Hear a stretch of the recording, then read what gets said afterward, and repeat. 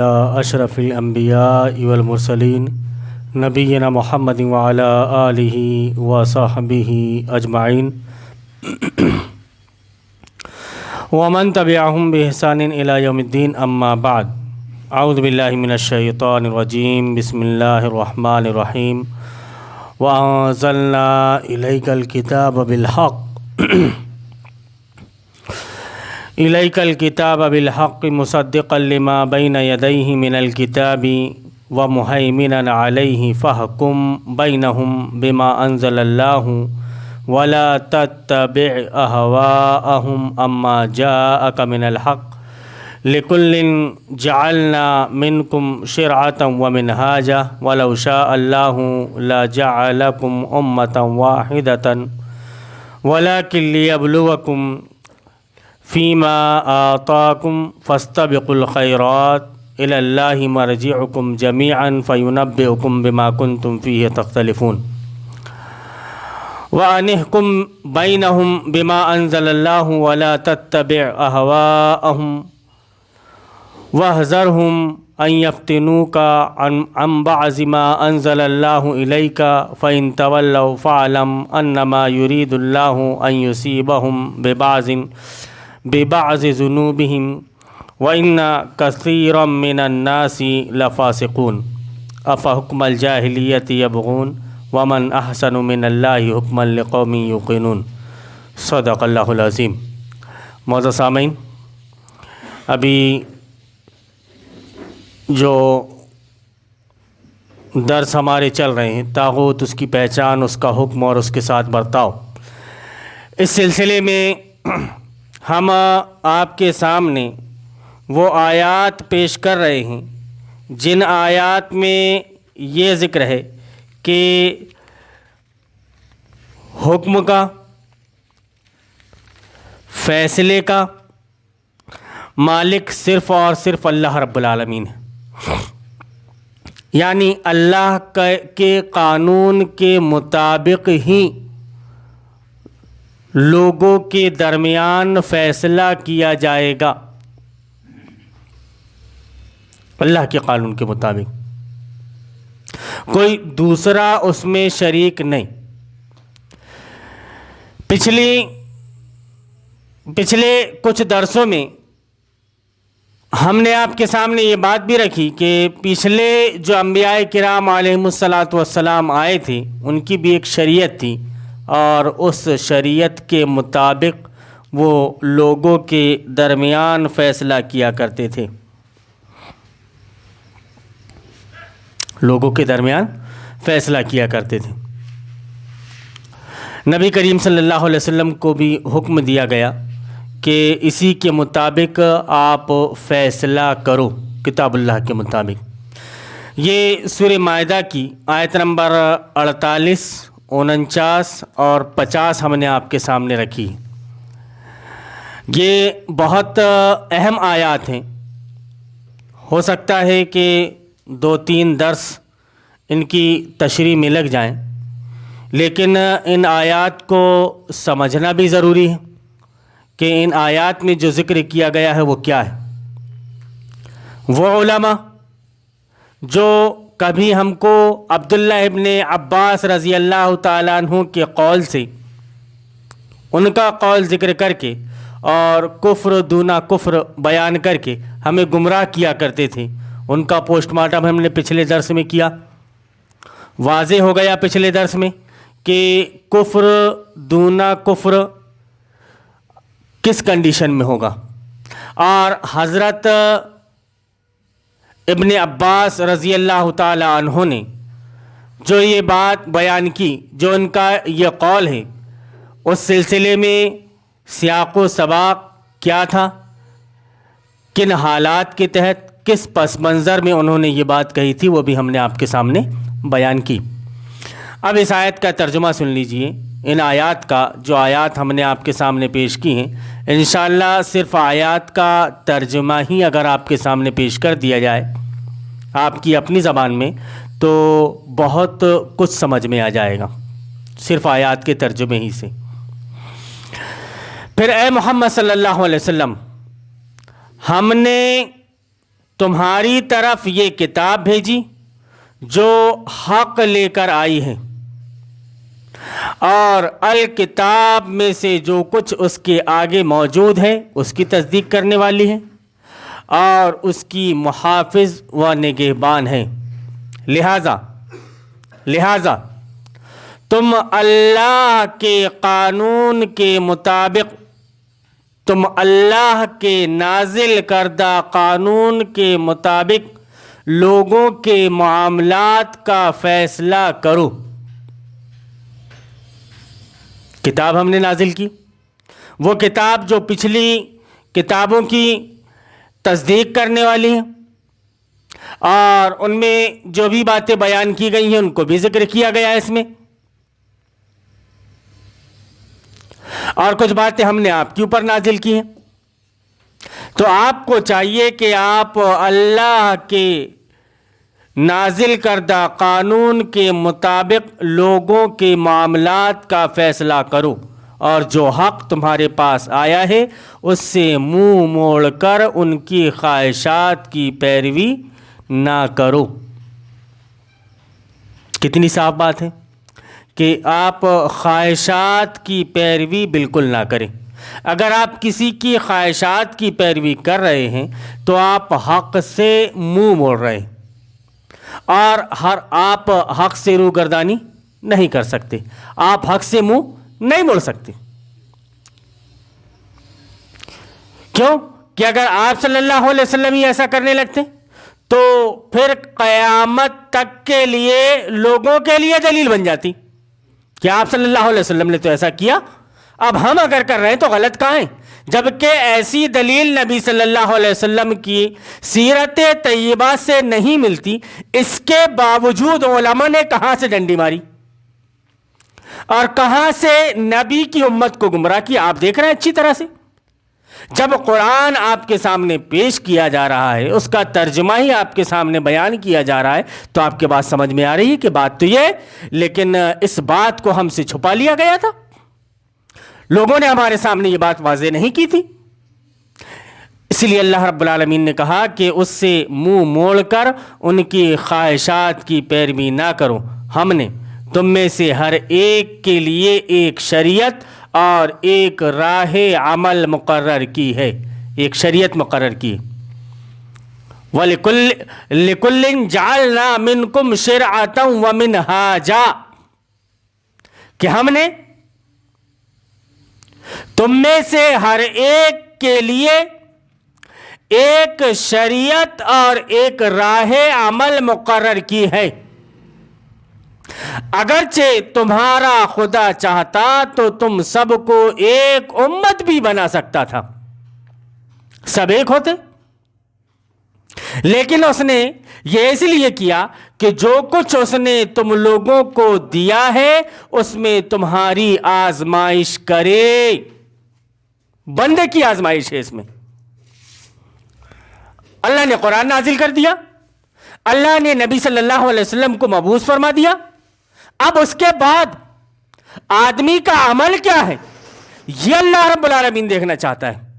لِيَبْلُوَكُمْ أَيُّكُمْ أَحْسَنُ عَمَلًا، تاکہ آزمائے تم کو، تم میں سے بہترین عمل کرنے والا کون ہے یہ دیکھنا چاہتا ہے اللہ رب العالمین۔ چاہتا ہے تو سب کو موحد بنا دیتا، چاہتا تو دنیا میں کفر اور شرک کا شائبہ تک نہ ہوتا، لیکن اللہ رب العالمین نے ایسا نہیں کیا۔ وہ کیوں؟ کہ اس میں تمہاری آزمائش ہے، لہٰذا بھلائیوں میں ایک دوسرے سے سبقت لے جانے کی کوشش کرو، آخر کار تم سب کو خدا کی طرف پلٹ کر جانا ہے، سب کو اللہ رب العالمین کے پاس جانا ہے۔ پھر وہ تمہیں اصل حقیقت بتا دے گا جس میں تم اختلاف کرتے رہے ہو، تب وہاں جا کر آپ کہو گے کہ ارے کاش ایسی باتیں ہمارے سامنے آتی تھیں لیکن ہم نے ان کو نظر انداز کر دیا۔ سورہ ملک میں اللہ رب العالمین نے بیان فرمایا، وہ کہیں گے لَوْ كُنَّا نَسْمَعُ أَوْ نَعْقِلُ مَا كُنَّا فِي أَصْحَابِ السَّعِيرِ، کہ کاش اگر ہم سمجھ لیتے، اگر ہم سن لیتے تو آج ہمارا یہ حشر نہیں ہوتا، یہ جو ہو رہا ہے لیکن اس وقت کا پچھتاوا کام نہیں آئے گا جب سب کچھ لٹ جاتا ہے۔ تو آدمی بولتا ہے کہ جب چڑیا چگ گئی کھیت تب کاہے کا پچھتاوا؟ جب چڑیا چگ گئی کھیت تب کاہے کا پچھتاوا؟ اب اگر چڑیا کھیت نہ چگی ہوتی اور اس کے پہلے تم ایکٹیو ہو جاتے، اس کے پہلے تم تیار ہو جاتے کہ ہمیں ایسا کرنا ہے، اس کی حفاظت کے لیے کھڑے ہو جاتے، تو چڑیا کو کھیت چگنے کا موقع ہی نہیں ملتا۔ لیکن اب چڑیا چگ گئی کھیت، اب کاہے کا پچھتاوا؟ اب پچھتانے سے کوئی بات تمہاری بننے والی نہیں۔ اب پھر آپ بیٹھ کر وہاں پر مراقبہ میں بیٹھ جاؤ اور اللہ سے دعا کرو کہ اللہ تبارک و تعالی میں نے تجھ پر بھروسہ کر کے چھوڑ دیا تھا، ٹھیک، میں نے تجھ پر بھروسہ کر کے چھوڑ دیا تھا کہ اللہ نگہبان ہے۔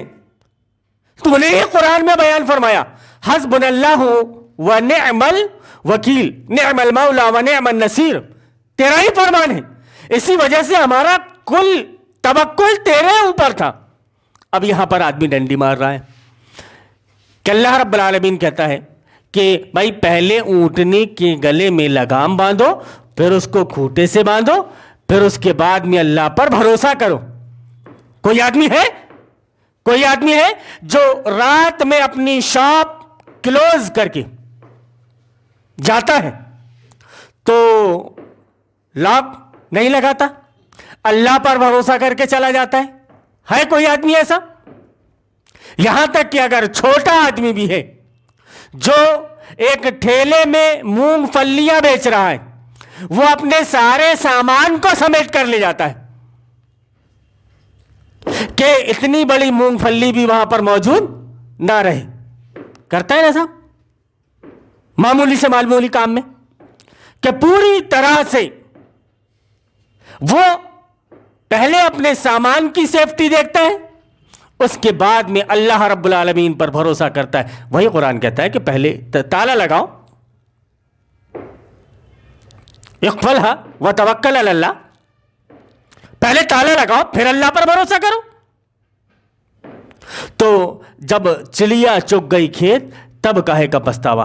اس وقت ہمارا پچھتانا کام نہیں آئے گا۔ اللہ رب العالمین صاحب بیان کر دے رہا ہے کہ پھر وہ تمہیں اصل حقیقت بتا دے گا جس میں تم اختلاف کرتے رہے ہو۔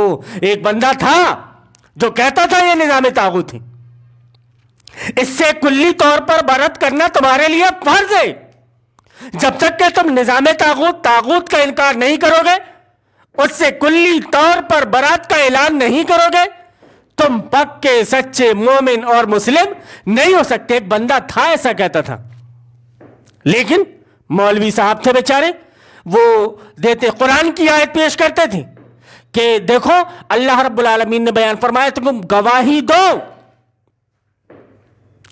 گواہی دو، شہادت دو، شہادت اپنے حق رائے دہی کا استعمال کرو، ووٹ کا استعمال کرو۔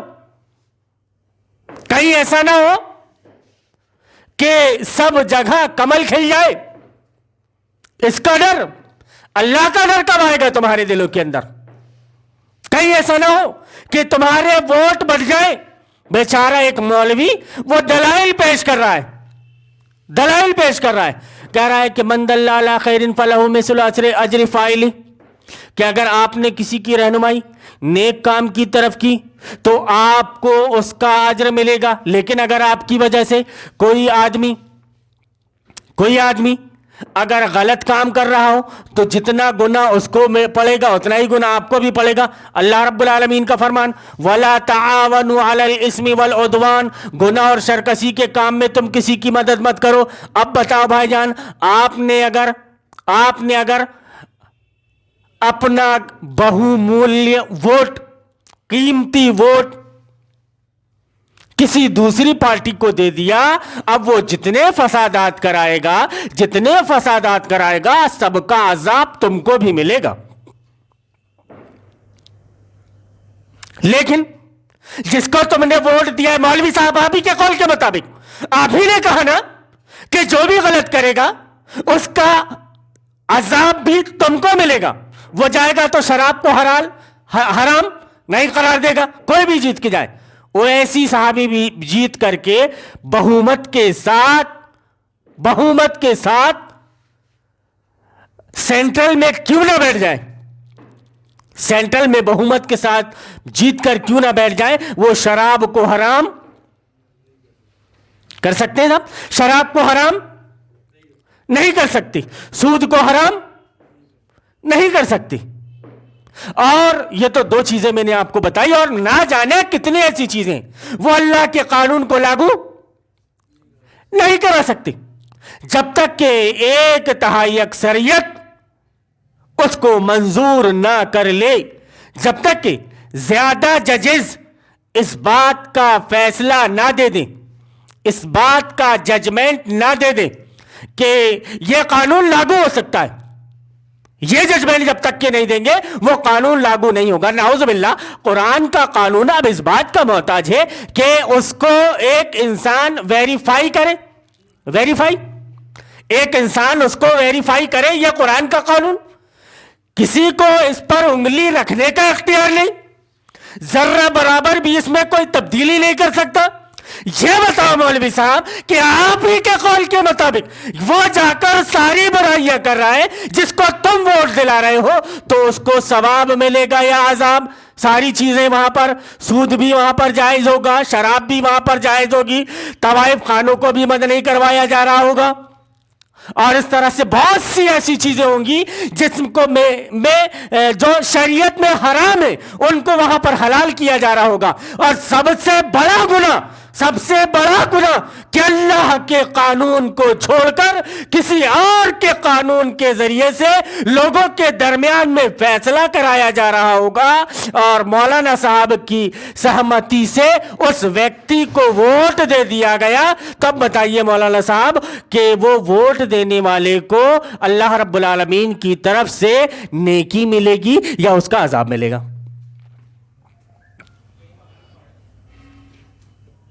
یہ کیا ہے؟ دین کیا ہے کہ ایک کافر کرے تو شرک, وہی کام اگر ایک مسلم کرے تو توحید, ایک کافر کرے تو غلط, ایک مشرک, ایک موحد کرے, ایک نام کا مسلم کرے تو وہ کام صحیح. یہ شریعت کیسی؟ تم یہود و نصارہ سے بھی بدتر ہو گئے, یہود و نصارہ سے بھی بدتر ہو گئے. ان کے ہاں یہ حال تھا کہ انہوں نے بڑے آدمی کو سزا دی تو بڑے آدمی کے لیے سزا میں تخفیف کی, جیسا کہ آپ پچھلے درسوں میں آپ سن چکے ہیں. تو عوام نے احتجاج کر دیا کہ تم نے اس کے لیے تخفیف کی تو اس کو بھی وہی سزا دینی پڑے گی, اور ان کو دینا پڑا. مسلمانوں تم یہود و نصارہ سے بدتر ہو گئے. بہت ہی خوب کہا تھا علامہ اقبال نے کہ وضع میں تم ہو نصارہ تو تمدن میں ہنود. یہ مسلمان ہیں جنہیں دیکھ کے شرمائیں یہود, اور مولانا محترم بولتے تھے کہ شرمائیں کیا, مر جائیں یہود. یہ حال ہے تمہارا, عمل تمہارے ایسے ہیں. اللہ رب العالمین کہہ رہا ہے کہ دیکھو الیہ مرجعکم جمیعا فینبئکم بما کنتم فیہ تختلفون, کہ پس وہ آخر کار تم سب کو خدا کی طرف پلٹ کر جانا ہے, پھر وہ تمہیں اصل حقیقت بتا دے گا جس میں تم اختلاف کرتے رہے ہو. یہ مولوی صاحب یہ جو بتا رہے تھے کہ تمہیں ووٹ دینا چاہیے, حق رائے دہی آپ کو استعمال کرنی چاہیے. کہیں ایسا نہ ہو کہ حیدرآباد میں, کہیں ایسا نہ ہو کہ کرناٹک میں کچھ اتھل پتل ہو جائے, کہیں ایسا نہ ہو, اس کی فکر, جہنم کی آگ سے بچانے کی فکر نہیں. آگے اللہ رب العالمین بیان فرماتا ہے کہ پس اے محمد صلی اللہ علیہ وسلم تم اللہ کے نازل کردہ قانون کے مطابق ان لوگوں کے معاملات کا فیصلہ کرو اور ان کی خواہشات کی پیروی نہ کرو. ہوشیار رہو کہ یہ لوگ تم کو فتنہ میں ڈال کر اس ہدایت سے ذرا برابر منحرف نہ کرنے پائیں جو خدا نے تمہاری طرف نازل کی ہے. لیکن یہاں پر یہ ہو رہا ہے کہ کافر آپ کو اسلام سے بہکائے, یہ تو بڑی دور کی بات ہے. مولوی آپ کو اسلام سے بہکا رہا ہے, نبی کریم صلی اللہ علیہ وسلم نے بیان فرمایا اخوف ما اخاف علی امتی الائمۃ المضلون، غیر الدجال اخوف ما اخاف علی امتی الائمۃ المضلون، کہ میری امت کے لیے ائمہ مضل دجال سے بھی زیادہ خطرناک ہوں گے۔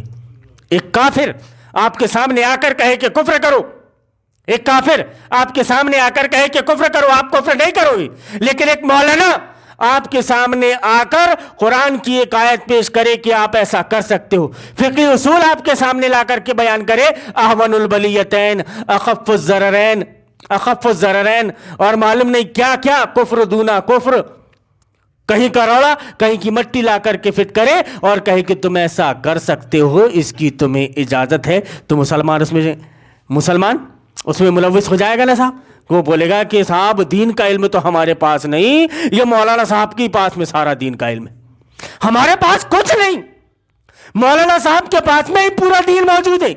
اب یہ مولانا صاحب ہم کو دین بتا رہے ہیں تو ہم اس پر عمل کیوں نہ کریں؟ اتنی بھولی بھالی عوام بیچاری عمل کر رہی ہے مولانا صاحب کے قول کے مطابق، اور مولانا صاحب نے اس کو راہ راست سے ہٹا دیا، گمراہ کر دیا۔ اللہ رب العالمین یہی فرما رہا ہے کہ اس ذرہ اور ہوشیار رہو کہ یہ لوگ تم کو فتنہ میں ڈال کر اس ہدایت سے ذرہ برابر منحرف نہ کرنے پائیں جو خدا نے تمہاری طرف نازل کی ہے، پھر اگر یہ اس سے منہ موڑیں تو جان لو کہ اللہ نے ان کے بعض گناہوں کی پاداش میں ان کو مبتلا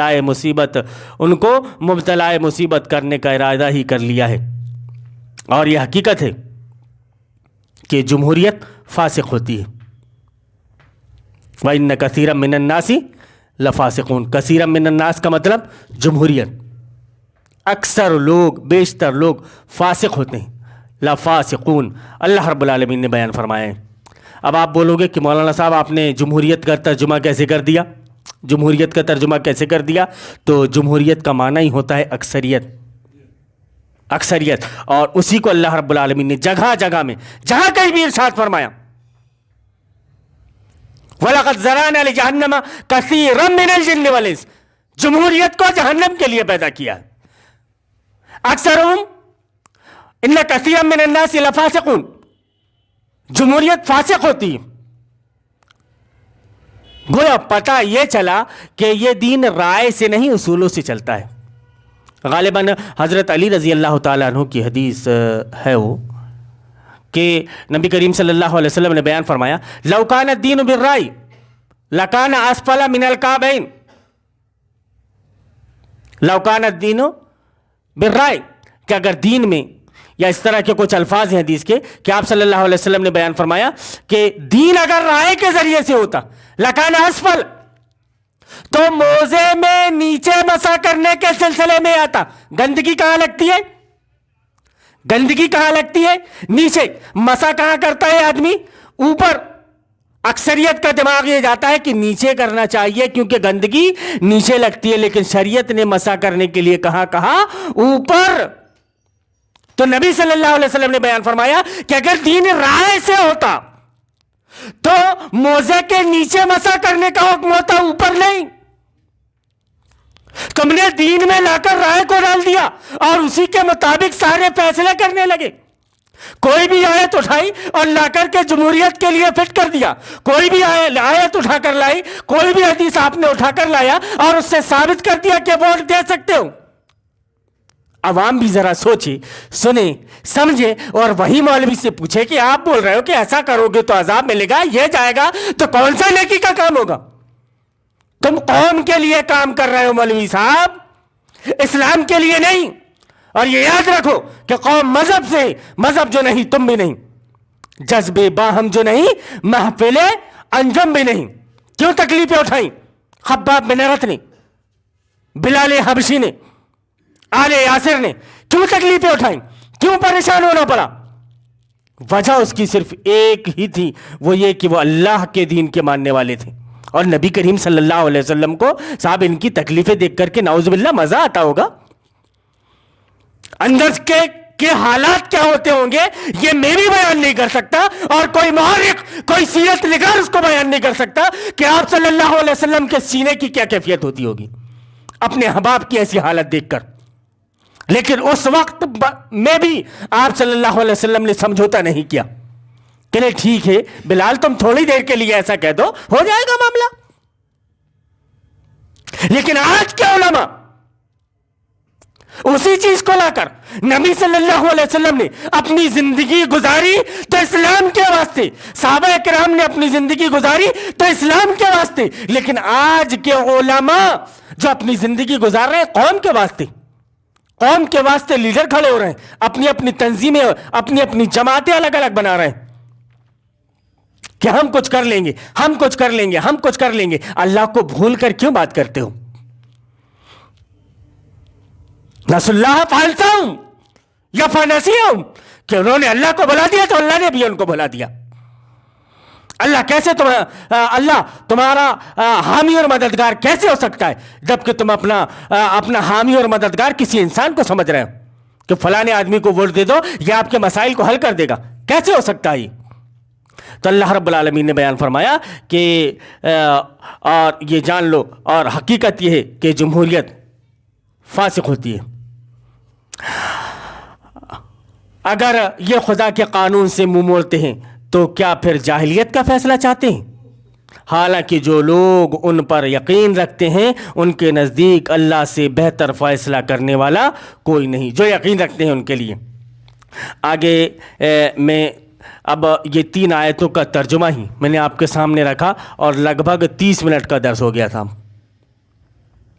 کہ صرف 3 آیتوں کا ترجمہ آپ کے سامنے رکھا اور کچھ ضروری تشریح اس کے سامنے میں نے آپ کے رکھی. اب یہ جو تشریح تھی یہ تو میں نے آپ کے سامنے تشریح کی. اب اس تشریح کو حافظ ابن کثیر رحمۃ اللہ علیہ کی تشریح کے مطابق دیکھتے ہیں کہ انہوں نے اس سلسلے میں کیا تشریح کی. 3 آیتوں کو انہوں نے لکھا اور 3 آیتوں کے بعد میں جو تشریح کرتے ہیں اللہ رب العالمین کے اس فرمان کے مطابق وہ بیان کرتے ہیں. حافظ ابن کثیر کہتے ہیں انجیل کے ضمن میں وَأَمَرَ أَهْلَهُ بِإِقَامَتِهِ وَاتِّبَاعِ مَا فِيهِ, انجیل کے متعلق اللہ رب العالمین نے اس کے ماننے والوں کو یہ حکم دیا کہ اس کو قائم کریں.